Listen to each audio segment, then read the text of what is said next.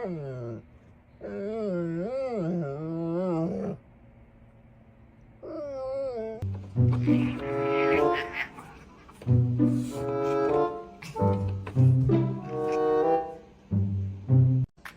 is happening? Whoa! What is happening? Whoa! What is happening?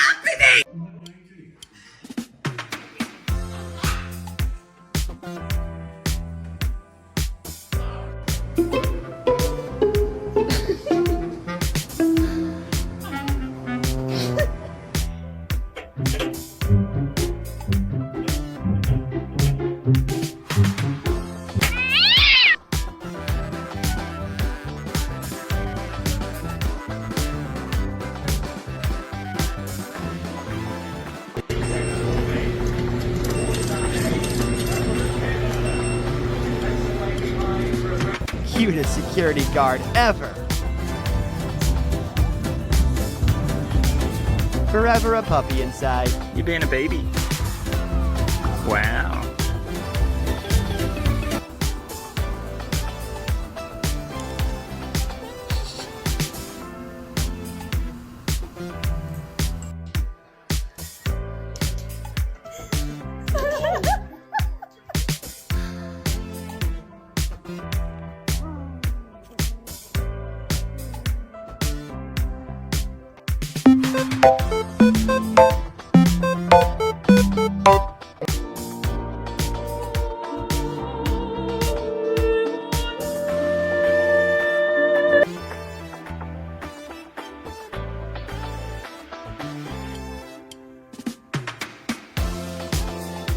Oakley, come here.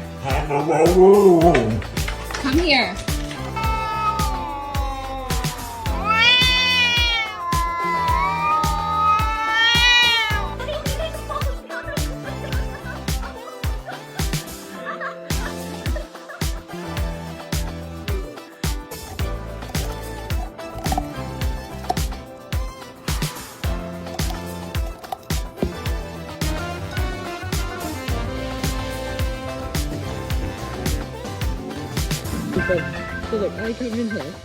The bigger the prouder, and we call it dog math. Like for real, he's carrying.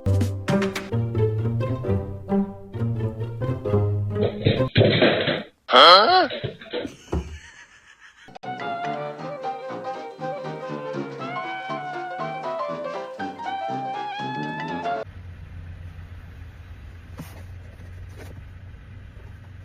Is he coming?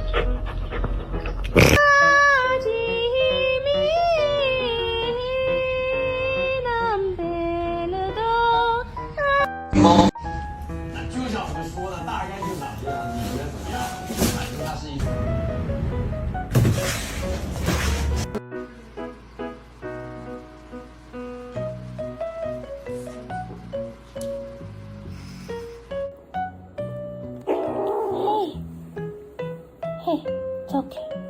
为啥？为啥？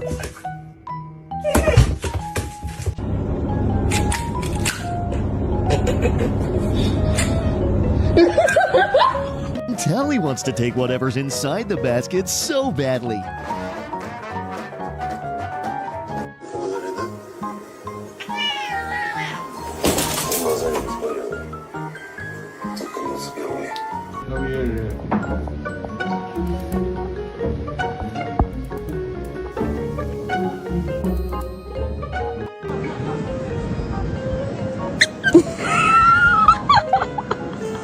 This is not something you see every day.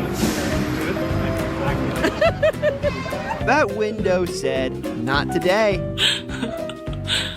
I'm so sorry. Luna, Luna! Luna!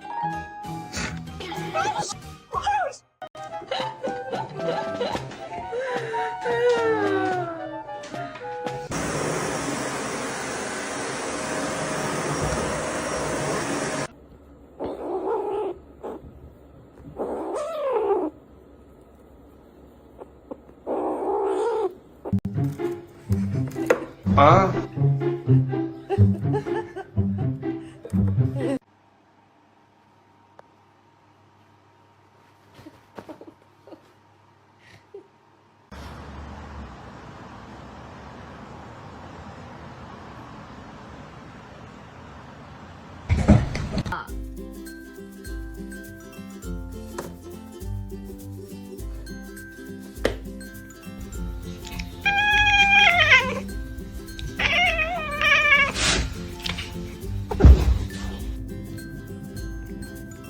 Such a jerk.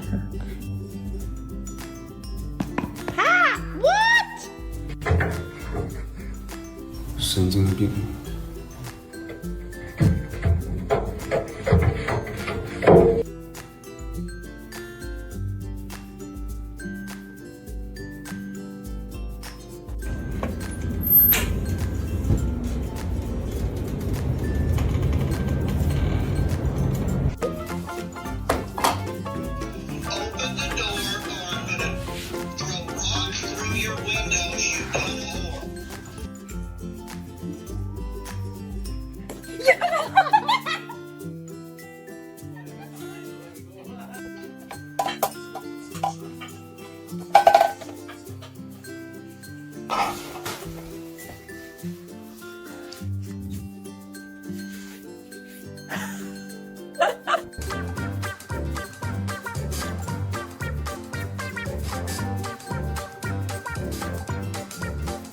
Best magic trick ever.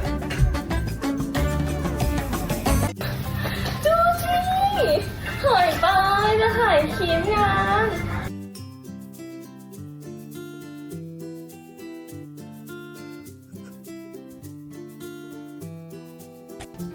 เดี๋ยวไปจับ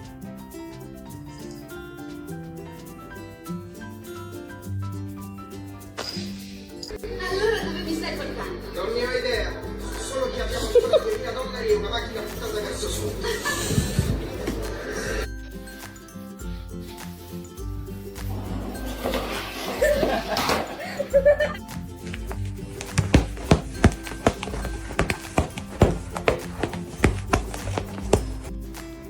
No bite.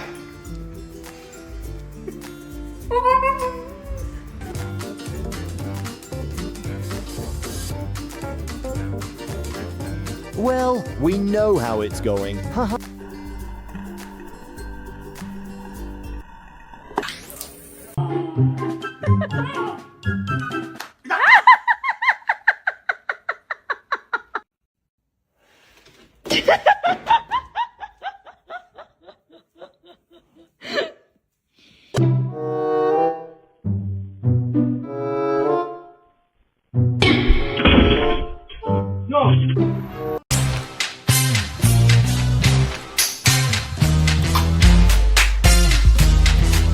Hello everyone.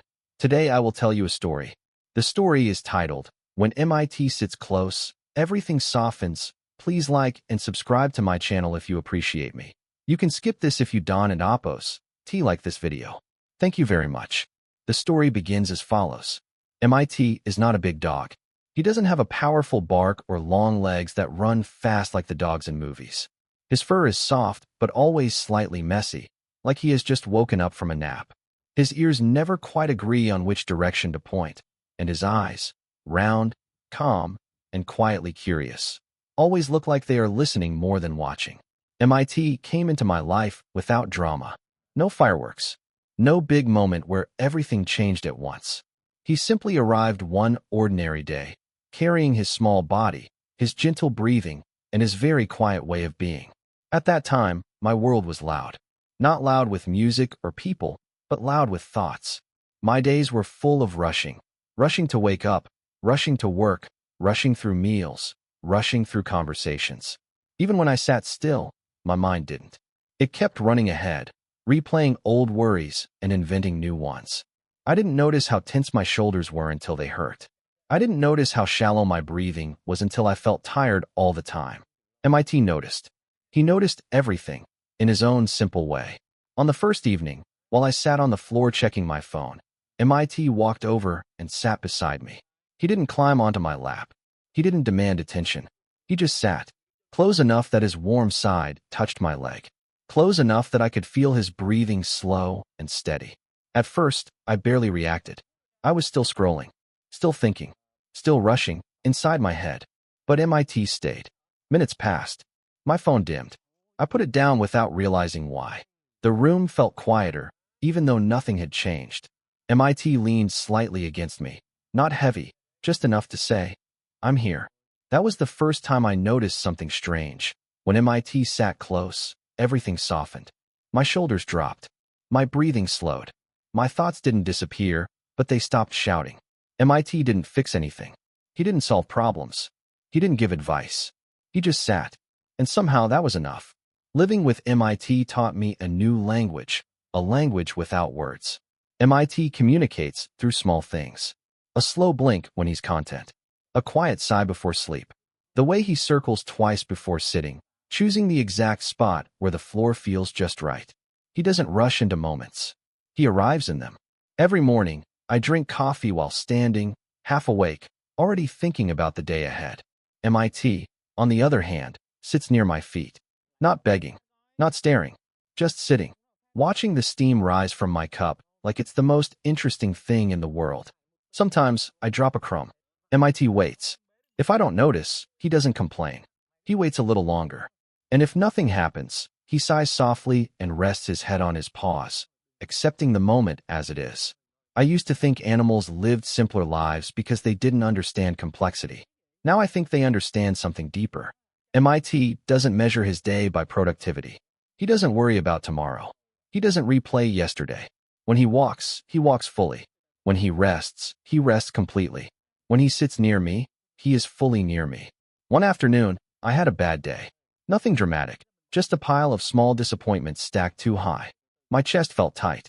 My thoughts kept looping. I sat on the couch, staring at nothing, feeling heavier by the second. MIT jumped up beside me. Then, very carefully, he turned and sat with his back against my side. No licking, no pawing, just warmth, pressure, presence. I rested my hand on his back and felt his breathing, slow, steady, patient. My breathing slowly matched his, without effort. The tightness in my chest loosened. The noise inside my head softened, like someone turning down the volume. In that moment, I realized something important. MIT wasn't reacting to my words or my face. He was responding to my state. He felt the tension and answered it with calm. Animals don't ask us to explain ourselves. They don't need reasons. They respond to how we are, not how we pretend to be. And when MIT sits close, he invites me to be honest, to stop performing calm and actually feel it. Over time, MIT and I built a rhythm together. In the evenings, when the light turns soft and the day begins to slow, MIT sits near me again. Sometimes on the floor, sometimes on the couch, always close enough. He has learned when I need space and when I need warmth. I have learned to notice when he chooses to sit near me instead of somewhere else. It's never random. When I'm calm, he sits anywhere. When I'm tired, he sits closer. When I'm overwhelmed, he sits closest of all. MIT has taught me that gentleness is not weakness. It's awareness. It's choosing not to add more noise to an already loud world. Because of him, I've changed small habits. I sit more. I breathe deeper.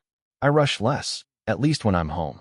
I've started noticing how animals experience our world, how loud our voices can be, how fast our movements are, how often we pull them along instead of walking with them. MIT reminds me to lower my tone, slow my steps, and pay attention. Our relationship is not about ownership. It's about sharing space. I take care of MIT, his food, his walks, his health. But MIT takes care of me in quieter ways. He guards my rest. He protects my calm. He reminds me that being together doesn't always require doing something. Sometimes, love is simply sitting close and allowing everything to soften. MIT's quiet habit of sitting close has changed the way I look at life. In a world that constantly pushes us to move faster, speak louder, and achieve more, MIT shows the value of stillness. He reminds me that not every moment needs to be filled, explained, or fixed. Sometimes, presence is the greatest form of care. From MIT, we can learn to slow down and truly share space, with animals and with people. Animals live alongside us, not for our entertainment, but as companions who feel deeply and respond honestly. When we treat them with patience and respect, they offer us something priceless, unconditional calm. They teach us to listen without interrupting, to comfort without words, and to love without expectations. In daily life, we can apply MIT's lesson by being more gentle with ourselves and others. Sit with someone without checking your phone. Walk with your pet at their pace, not yours. Notice the quiet moments instead of rushing past them. These small changes build a softer, kinder world. When humans and animals meet each other with empathy and care, both lives become lighter. Just like when MIT sits close, everything softens.